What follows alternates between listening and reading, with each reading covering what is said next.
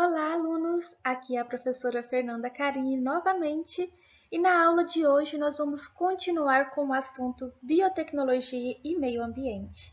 Só que agora nós focaremos na redução dos resíduos líquidos, ou seja, a gente vai falar um pouquinho sobre o tratamento das águas residuais.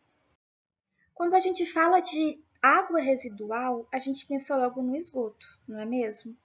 E o esgoto, ele é composto por excrementos, como fezes e urinas.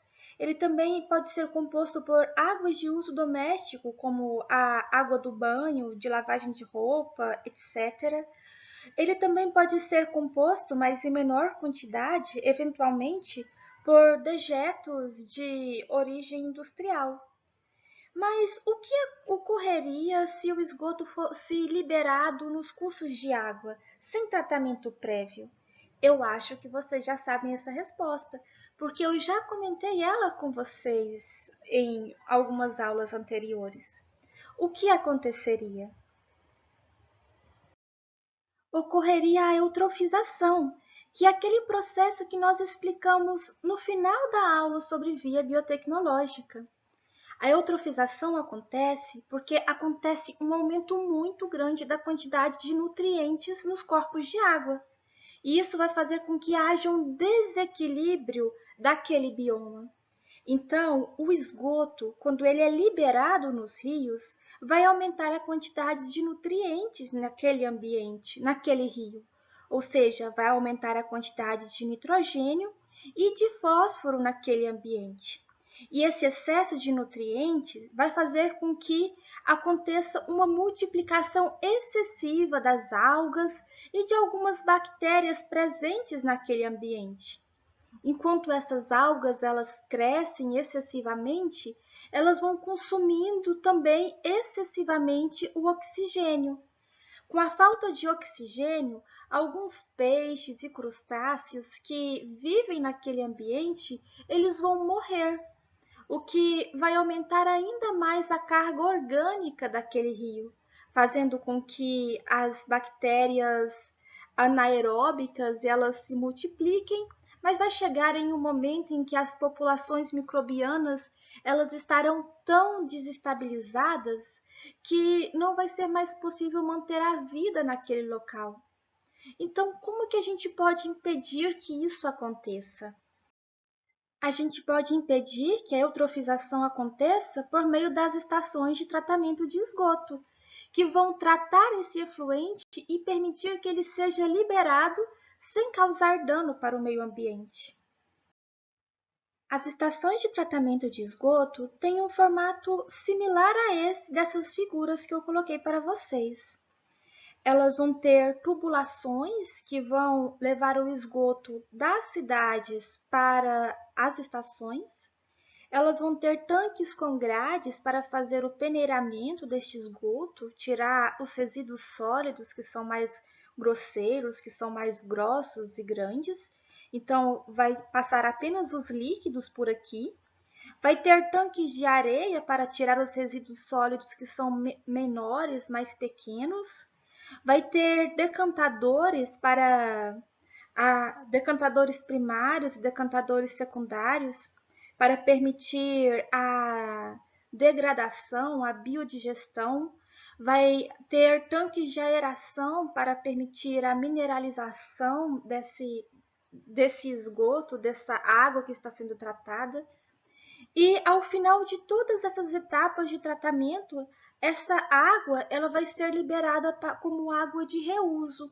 E ao final dessa aula eu vou explicar um pouquinho para vocês o que é uma água de reuso. Além disso, ao longo deste tratamento, nestes decantadores, no decantador primário e no decantador secundário, vai ser formado um lodo, que é um resíduo sólido proveniente deste esgoto, que é muito nutriente. É um resíduo proveniente da digestão anaeróbica desse esgoto e ele vai servir como adubo, como fertilizante também. Então, a gente vai explicar um pouquinho sobre os tratamentos de esgoto, delinear um pouquinho cada uma dessas etapas com vocês. Então, Como eu disse, eu vou tentar ilustrar melhor como funciona uma usina de tratamento de esgotos. Os excrementos, as águas de uso, os dejetos industriais, eles não vão poder ser jogados sem nenhum tratamento prévio nos corpos de água, né? Porque isso vai causar eutrofização. Então, eles vão ser levados para essas usinas de tratamento de efluentes, as chamadas ETEs, Estação de Tratamento de Efluente, onde eles vão passar pelos tratamentos adequados para que eles possam ser liberados no ambiente. Essas estações de tratamento de efluente, elas vão envolver métodos físicos, métodos químicos, métodos biológicos, que vão permitir que esse efluente seja realmente tratado. Então, vamos percorrer agora toda essa estação de tratamento de efluentes, explicando o que acontece em cada uma das etapas até sair aqui a nossa água de reuso. Primeiramente, acontece o tratamento primário. Assim que o nosso esgoto chega à estação de tratamento, ele vai passar por grades, onde ele vai ser filtrado, onde vai sair aqueles objetos grandes, o lixo, e depois ele vai passar por um filtro de areia, onde vai remover as partículas arenosas, os sólidos mais finos. Depois, o nosso esgoto, o nosso líquido, ele vai seguir pela estação de tratamento. Mas antes de seguirmos pela estação de tratamento de efluentes para as próximas etapas, eu trouxe aqui uma imagem das grades e do filtro de areia para que vocês possam visualizar melhor este processo. Observem aqui as grades, por aqui entra o nosso esgoto recém-chegado lá da cidade. Aqui vão ficar as partículas sólidas grotescas, o lixo, e vai passar apenas o resíduo líquido, e por aqui o resíduo líquido vai ser ainda mais filtrado, passando apenas, ficando retidas as partículas sólidas menores e passando apenas o que é realmente líquido para as etapas posteriores. Então, o nosso esgoto, ele passa pelas grades, passa pelo filtro e chega no nosso decantador primário, que vai ser o nosso tratamento secundário. Vocês não precisam decorar esses nomes, tá bom? Eu estou apenas ilustrando para vocês como que funciona o processo. Então, aqui no nosso decantador primário, o nosso esgoto vai chegar e ele vai ser misturado com sulfato de alumínio. O sulfato de alumínio vai ser adicionado para poder agregar algumas partículas sólidas que vão estar em suspensão aqui no nosso líquido e fazer com que elas decantem. Decantando assim essas partículas sólidas, vai ser formado um lodo, chamado de lodo ativado. Esse ambiente aqui, ele vai estar em anaerobiose, ele não vai ter oxigênio. Então, alguns micro-organismos naturais presentes no esgoto mesmo, eles vão começar a degradar esse lodo ativado. Então, ele vai sofrer a biodigestão, vai sofrer a ação de algumas bactérias anaeróbicas aqui neste momento, dentro do decantador primário, e vai fazer a decomposição dessa parte sólida. Depois, essa parte sólida vai ser levada para ser utilizada como fertilizante. Mas o que a gente está pensando aqui mesmo, que está importando no momento, é a parte líquida. Então, essa parte líquida que está aqui, ela vai seguir para a próxima etapa. Mas vamos ver uma imagem aqui do nosso decantador primário. Nosso decantador primário tem uma imagem semelhante a essa aqui, a essas duas. É um tanque assim, fundo, profundo, mas visto de cima ele é redondo, ele é circular. E esse tanque, ele tem uma agitação bem pequena, apenas mesmo para misturar o sulfato de alumínio com o efluente, porque a gente não pode agitar muito o lodo. Lembra que o objetivo aqui não é fazer aeração. O objetivo aqui é só mesmo fazer a biodigestão, é anaeróbico, então não existe muita agitação nesse momento. A aeração vai ser na próxima etapa. Então, o nosso efluente vai sair daqui do nosso decantador e vai para o nosso tanque de aeração, para as nossas, que na verdade são piscinas, são umas lagoas de profundidade bem baixa, em que o nosso efluente vai passar vagarosamente por essas lagoas, fazendo as curvas, em contato com o oxigênio, em contato com os micro-organismos do meio ambiente. E os micro-organismos aeróbicos, neste caso, eles vão começar a mineralizar as matérias orgânicas que vão estar aqui em suspensão no nosso efluente.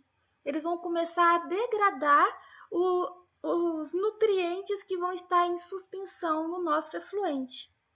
Lembra que a gente comentou o que é mineralização na aula passada? Ou seja, eles vão decompor essa matéria orgânica, CO2, água. Então, eles vão fazer essa decomposição. Esses micro-organismos aeróbicos vão ser principalmente os protozoários ciliados, as bactérias, e vai demorar bastante tempo para o nosso efluente fazer esse percurso aqui. Aqui nós temos a imagem de umas lagoas de baixa profundidade, de uns tanques de aeração. O nosso efluente ele fica se movendo por essas chincanas. Observe aqui a agitação bem volumosa, fazendo espuma, porque a gente quer realmente oxigenar essa lagoa. É uma lagoa de oxigenação. O objetivo aqui é fazer a mineralização com micro-organismos aeróbicos. Então, quando o nosso efluente sai aqui da nossa piscina ou do nosso tanque de aeração, ele vai cair em um outro tratamento secundário, que é o tanque de sedimentação ou a caixa de gordura. Nesse tanque, o nosso efluente ele vai ficar em repouso para que a gordura presente nele ela possa subir, porque como vocês sabem, a gordura ela tem uma baixa densidade. Então ela vai se posicionar aqui na parte superior do efluente. E a parte líquida, a água, ela vai ficar aqui na parte inferior, porque ela tem uma densidade maior do que a gordura. Então, esses óleos e gorduras vão ficar aqui na parte superior e posteriormente eles vão ser coletados ou vão ser tratados ou vão ser levados para um outro local. Isso porque esses óleos podem atrapalhar a biodigestão aqui na etapa posterior. Então, a gente chega aqui no nosso decantador secundário, ou seja, no nosso tratamento terciário. Lembrando que vocês não precisam decorar esses nomes, tá bom? Aqui tem uma imagem do nosso decantador secundário. Nesta etapa, o principal objetivo vai ser fazer uma decantação para auxiliar a eliminar alguns compostos orgânicos e alguns compostos inorgânicos que ainda podem estar presentes no nosso efluente. Então, eles vão adicionar aqui alguns compostos químicos para permitir a decantação desses compostos, desses nutrientes que poderiam estar aqui em suspensão, para fazer com que eles decantem. Por isso que o nome do equipamento é decantador, né? Então, eles vão fazer alguns processos como volatilização da amônia, precipitação de fosfato, e enquanto vai acontecendo essa decantação, vai se formando um novo lodo, um outro lodo ativado. E esse lodo, em condições anaeróbicas, vai ser biodigerido, vai ser degradado por micro-organismos anaeróbicos que vão remover o nitrogênio, o fósforo, os nutrientes presentes aqui, tornando esse efluente que vai estar aqui ainda mais puro. Lembrando que enquanto esses micro-organismos anaeróbicos eles estão atuando, eles estão liberando gases também, gás metano, micro-organismo anaeróbio atuando em matéria orgânica, vai liberar esse gás metano.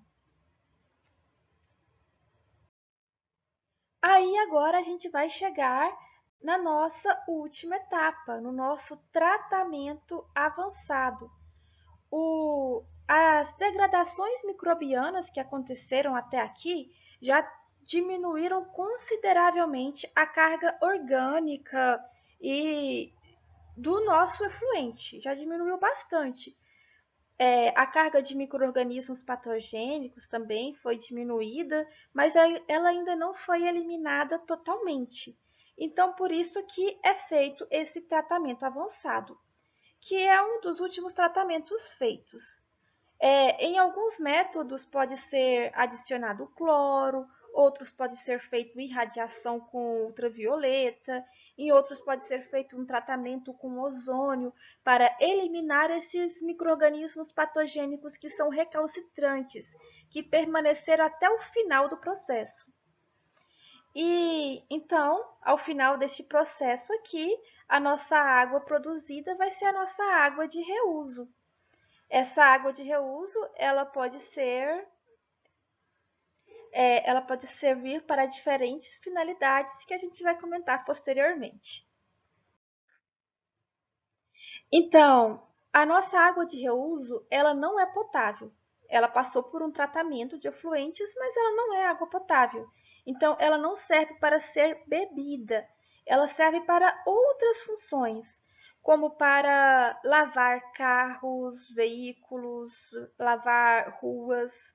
Ela serve para lavar roupas, vidros, calçadas e pisos, para dar descargas em sanitários, para fazer a irrigação paisagística de campos de cultivo, para combater incêndios, para auxiliar na indústria em processos e atividades e operações. Elas podem ser utilizadas também na construção civil. Elas podem ser utilizadas para uma infinidade de coisas, mas elas não devem ser ingeridas. Beleza? E aqui eu trouxe apenas um resumo para vocês, para que vocês lembrem que os micro-organismos aeróbios que nós citamos foram as bactérias e protozoários ciliados, e eles vão agir lá nas nossas piscinas, nos nossos tanques de aeração. Eles vão mineralizar uma parte da matéria orgânica que vai estar lá em suspensão no nosso efluente. E os nossos micro-organismos anaeróbios, eles vão agir nos nossos tanques de decantação. Eles vão fazer a biodigestão dos lodos que vão ser decantados lá do nosso efluente. E vão produzir biogás, vão produzir metano. Eles vão ser os grandes responsáveis pela remoção de nitrogênio e fósforo também no nosso processo. E aqui nós temos um resumo geral do processamento em estação de tratamento de efluentes, em que o esgoto ele vai passar pelo gradeamento, pelo tanque de areia, em que ele vai passar no tanque de sedimentação, onde vai formar o lodo ativado, onde vai ocorrer a biodigestão. Os micro-organismos anaeróbios vão digerir esse lodo ativado. Depois, o nosso efluente ele vai seguir para as lagoas de oxidação, em que vai acontecer a ação dos nossos organismos aeróbios. Esses organismos eles vão ser responsáveis pela mineralização do nosso efluente. Depois, eles vão para um outro tanque de sedimentação, em que vai ocorrer uma desengorduração e depois vai ocorrer uma decantação e esse lodo novamente vai ser digerido pelos micro-organismos anaeróbicos. Então, todo esse efluente gerado vai ser utilizado como água de reuso. E esses resíduos sólidos, esses lodos, eles podem ser utilizados como fertilizantes ou eles vão para o aterro sanitário. E para recapitular esse assunto, eu peço que vocês assistam o vídeo sobre os sistemas de tratamento de esgoto, que vai resumir muito bem tudo o que nós discutimos na aula de hoje.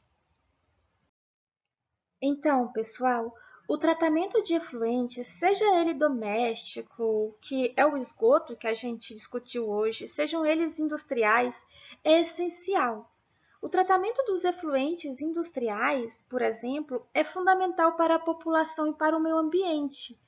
E esse tratamento ele é estratégico para melhorar a imagem de algumas indústrias, que são aquelas indústrias conhecidas como potenciais poluidoras, como as químicas, as papeleiras, as têxteis, de couro, de alimentos, de extração de metais e minerais, de produção de energia. Então, todas essas indústrias, elas investem em programas de tratamento de efluentes, em programas de sustentabilidade, melhoria, biotecnologia cinza, para que elas limpem sua imagem, para que melhorem a sua imagem para o público. Algumas dessas empresas, elas adotam alguns projetos de redução de poluentes. Por exemplo, 15% das empresas que a gente citou, elas adotam projetos de reaproveitamento de material, projetos voltados para essa área de reaproveitamento de material. 13% elas investem no setor energético. Outros 13% eles trabalham com projetos de tratamento de efluentes. 8% trabalham com a parte de coleta de lixo seletiva. Outros 8% trabalham com reflorestamento ou florestamento. 7% trabalham com compostagem e 5% trabalham com projetos de contenção de gases diversos. E esses projetos de redução de poluentes, como eu já disse, eles ajudam a melhorar o nome da empresa no mercado. E existem diversos projetos que podem ser feitos. Por exemplo, na produção de etanol, a cada 1 litro de etanol fabricado, de álcool fabricado, é produzido cerca de 12 litros de vinhaça. A vinhaça é um efluente muito rico em nutrientes, então ele não pode ser só descartado, ele precisa ser tratado. E essa vinhaça, ela pode ser biodigerida para gerar fertilizante, além de biogás, de eletricidade. Então, há um destino muito melhor para essa vinhaça do que ela ser simplesmente descartada. Os efluentes das indústrias de laticínios, eles podem ser utilizados como matéria-prima para o crescimento de micro-organismos. Eles são ricos em lactose para o crescimento de alguns micro-organismos, principalmente para a produção de enzimas. Esses resíduos eles também podem ser adicionados às rações animais. E de maneira análoga, aqui na indústria de papel e celulose, esse licor sulfídico, que é um efluente comum dessas indústrias e que é muito poluidor, ele pode ser eliminado produzindo-se biomassa, utilizando o fungo